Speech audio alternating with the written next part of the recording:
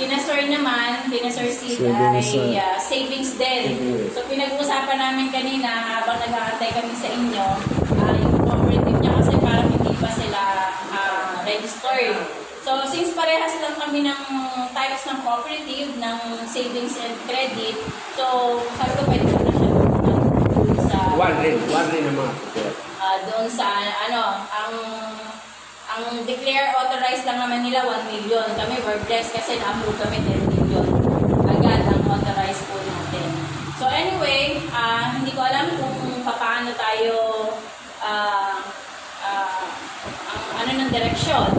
Pero since napakaganda ng mga programa po ni Sultan and in collaboration with with LSA, tingin ko po we have the perfect group, na kung magtutulong-tulong tayo, hindi po talaga magkukumpit, Ang dami ng offer ngayon po kasi ay parang nakakagulat kasi nga under the Royal Maharlika, supposed to be kapag may mga kaparehas na pangalan, hindi siya ina-approve.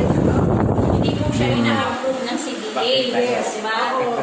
Pero wala na ng cooperative natin ito. Nakakapagtaka po kasi lahat ng nakaregister sa CDA, Royal Maharlika, hindi po ba parang Royal Maharlika? Alam ko, hindi na yan po pwede. Pinarward na sa akin po ni Sultan yung isa, bakit pati Royal Maharlika?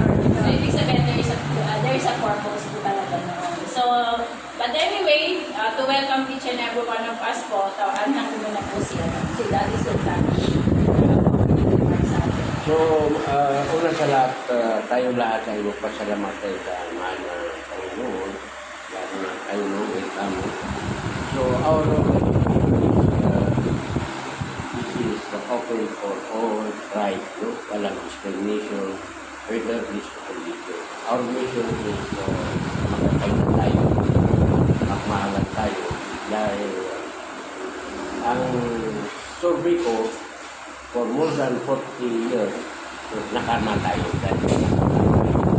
So ngayon, ang Royal Maharlika, one of the unit team ng ating mga presidente, madalwa mata.